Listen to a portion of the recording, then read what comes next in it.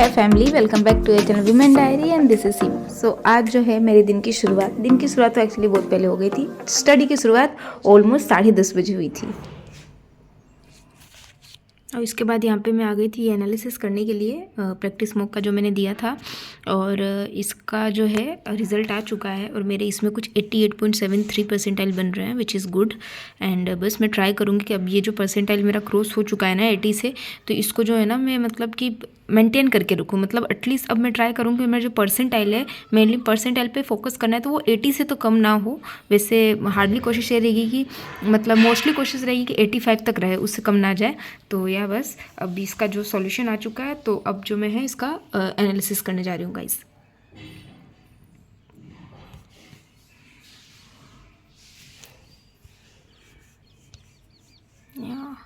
Reasoning मतलब बहुत अच्छी हुई है मुझे, मेरे लिए मतलब मेरे हिसाब से तो अच्छी है।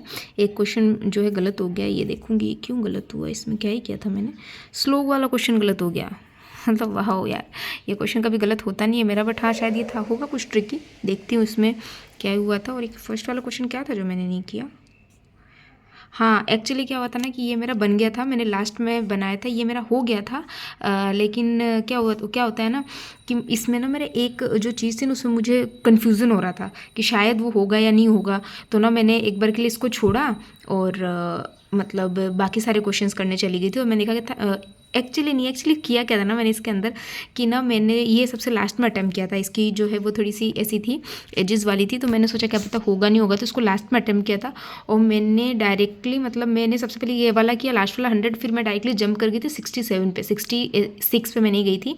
एंड यहाँ से मैंने जो है बनाना स्टार्ट किया था और यहीं से मेरा बना था। और फिर ये सारे किया था, ये सारे क्वेश्चन किया था और फर्स्ट क्वेश्चन तक आने का मुझे टाइम नहीं मिला। एक्चुअली मुझे ध्यान भी नहीं था कि मैंने नहीं किया, अदरवाइज़ मेरा बन तो गया था पूरा।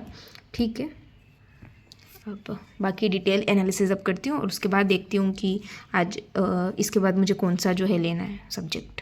अब क्योंकि पता है आज ना दीदी नहीं है, वो कहीं गए हुए रिलेशन में, तो मुझे आरवी को भी जो है सिंगल हैंडेडली ही देखना था। और पापा जी भी थे, तो साथ में आज थोड़ा सा पूरे दिन में पढ़ाई कम हुई थी।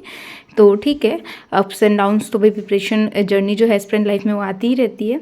तो बस इसके बाद जो है मैं यहाँ पे जो है खुद से एडिटोरियल कर रही थी। एडिटोरियल पढ़ा मैंने, परफेक्शन की क्लास ली थी, वो मैंने ऐसे बैठ के नहीं लिया था। वो मैं आरवी को जैसे कि मैं फीड करवा रही थी और मतलब मैं मिक्स कुछ क्वेश्चंस लगवा रहे थे। तो बस ऐसे था कि आरवी के साथ टाइम भी स्पेंड कर रही थी, उनको खाना वाना खिलाया, थोड़ा सा तैयार किया उनको, और साथ साथ में वो मतलब क्लास भी ली। और उसके बाद जो है मैं लग गई थी यहाँ पे क्विजेज़ लगाने के लिए, जो कि मैंने अड्डा से क्विज़ लगाए थे, कुछ 10 से 12 मिक्स टाइप के क्विजेज़ लगाए थे मैंने।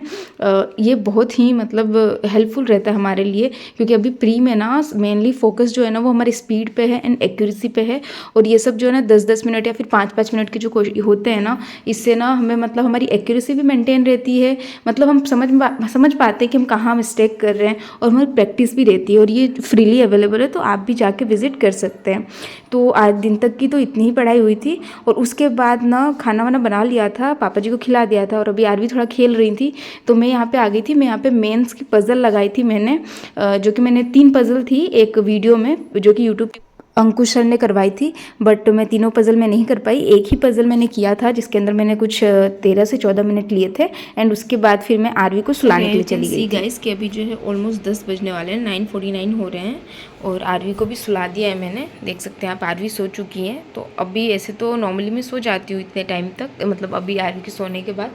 बट क्योंकि आपको जैसे मैंने बताया कि अभी दीदी नहीं है घर पे और दिन में मेरी इतनी खास पढ़ाई नहीं हुई, तो बस अपने इस दिन को ना कंक्लूड करने के लिए मैं जो है अभी एक मॉक टेस्ट लगाऊंगी, और जो कि मैं प्रैक्टिस मॉक से लगाऊंगी, और उसका क्या मार्क्स वगैरह होता है वो आपके साथ शेयर करूँगी। तो यहाँ पे ऑलमोस्ट जो है 11 बजने वाले, देख सकते हो आप टाइम 10:53 हुआ है। एंड क्वेश्चन मतलब मेरा हो चुका है पूरा, बट जब मैंने सबमिट किया ना तो फिर यहाँ पे बताओ, देखो नो नेटवर्क कनेक्शन, जो नेटवर्क का इशू आ रहा है। मैं एक बार इसको और सबमिट करती हूँ। आई वॉन्ट टू शेयर, या of course submit the test, of course हो चुका है टेस्ट, हो जाए। तो देख सकते हो आप यहाँ पे हो चुका है सबमिट। मेरे जो है मैंने कुछ 50 टोटल मेरे 69 अटैम्प्ट हैं, जिसमें मेरे 54 राइट आए हैं, 15 क्वेश्चंस रॉन्ग है, एंड मेरा मार्क्स ओवरऑल आया 50.25। इसमें ना मुझे रीजनिंग का तो लेवल सही लगा, रीजनिंग का लेवल ठीक था, मतलब डूएबल था जो भी है, बट ना जो क्वांट है ना, मुझे क्वांट टफ लगी। अगर आप में से भी किसी ने मतलब अगर इसे अटैम्प्ट किया तो मुझे बताना कि क्वांट क्या मतलब रियली थोड़ी मॉडरेट से भी हाई लेवल की थी, क्योंकि क्वांट में मेरा अटैम्प्ट कम हुआ है, आई नो कि कम हुआ है और 15 मिस्टेक हुआ है, तो ऑफकोर्स मुझे लग रहा है रीजनिंग में तो कम ही चांस है, maybe I don't think कि रीजनिंग में मेरा एक भी क्वेश्चन गलत है। अब पता नहीं, हो भी सकता है एक आध, पर नहीं है ज़्यादा। क्वांट में तो वैसे मैंने कम ही किया है। ये मुझे लग रहा है कि इंग्लिश और क्वांट में ये जो भी हुआ होगा गलत, और इंग्लिश में तो ऑफकोर्स 100% एक्यूरेसी बिल्कुल भी नहीं है, एंड क्वांट में पर रॉन्ग बहुत ज़्यादा हो गए, 15 क्वेश्चन रॉन्ग हो गए। ठीक है, बट मुझे ना आप क्वांट उसके लिए बताना, क्वांट के लिए, कि क्वांट लिटरली आप लोगों ने भी मतलब दिए, तो आप लोगों को क्या लग रहा है क्वांट का क्या साइड था। तो here is my rough sheet, यहाँ पे सारे मैंने कुछ किया जो भी है, और मतलब था क्वांट टफ था, क्वांट तो मुझे टफ लगा। आप बताना गाइज आपको क्या लिटरली आपके लिए भी क्वांट टफ था, मुझे तो लगा जो भी है क्वांट टफ। और ना मतलब इसमें पता है पज़ल रीजनिंग में थी ना, अच्छा ये वाला जो आप लोगों ने दिया होगा आपको पता होगा, ये एज वाली पज़ल थी जो फर्स्ट में, तो ना मुझे ना पहले इससे डर लग रहा था, मैंने इसको देखा और मैंने इसको छोड़ दिया, स्किप किया, मैंने इसको लास्ट में किया, और लास्ट में भी ना मैं मतलब पहले नहीं जा रही थी, इससे पहले मैं ऑलवेज जो डायरेक्शन सेंस के क्वेश्चन होते हैं ब्लड रिलेशन वो लास्ट में करती हूँ, बट मैंने इसको देखा और मुझे लगा मे बी ये थोड़ा टफर साइड पे होगा, तो क्योंकि एजिस वाला है मैंने ध्यान नहीं दिया, और मैंने सबसे पहले क्या किया, ये डायरेक्शन सेंस का क्वेश्चन था ये किया, हालांकि मेरा ये भी सही मतलब ऑफकोर्स मैंने इसको भी डिकोड कर लिया और ये हो गया। इसके बाद मेरे पास टाइम बच रहा था कुछ 2.5 मिनट थे शायद, नहीं 2.5 मिनट से कम था, मतलब हाँ ऑलमोस्ट ऐसा ही कुछ था, 2 डिजिट मतलब 2 ऐसा ही कुछ था। तो ना जब मैंने ये बार मैंने कहा चलो एक बार मतलब वन शॉट देते, तो मैंने देखा ना कि वो जो था ना, मैं इसलिए डर रही थी कि वो जो कैलकुलेट करने वाला होता है ना, इससे पहले प्रैक्टिस मोक वाले में था कि कैलकुलेट करते हैं ना कि मान लो कि सारे एजेस दे रखे हैं और उसको आपको किसी एक ईयर से कैलकुलेट करना है कि वो इतने एज का होगा, बट इसमें ऐसा कुछ नहीं था।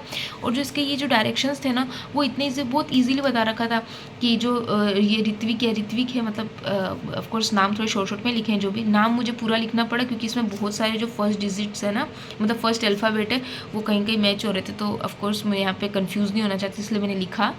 तो ना दे रखा था डायरेक्टली कि ऋत्विक जो है वो एल्डेस्ट है, और जो आशा है वो सबसे मतलब छोटी है करके, और उससे 1 साल ये है, मतलब इसमें 3 से 4 तो मुझे लग रहा डायरेक्ट ही दे रखा था। एक ये 89 का भी दे रखा था कि जो ये सलमा है वो 89 में बोर्न हुई है, और इस तरीके से इसका 2 साल 3 साल, मतलब ये था कि ईजिली अटैम्प्ट हो गया और विद इन अ मिनट मेरा ये बन गया था। फिर इसके ऊपर जो 5 क्वेश्चन थे वो मैंने कर लिया था, तो या मतलब ठीक था। पर इसके अंदर ना एक डाटा सफिशिएंसी का भी क्वेश्चन था, एक नहीं था, दो या 3 थे शायद डाटा सफिशिएंसी के, हाँ इस टाइप के थे, तो उनको मैंने स्किप किया, उसमें मैंने अभी टाइम नहीं लगाया, तो इतना भी इजी नहीं था, बट ठीक ठाक था। मतलब मेरे कहने का मतलब जो पजल्स और ये सारी थे ना डाटा सफिशिएंसी के अलावा, वो तो ठीक थे।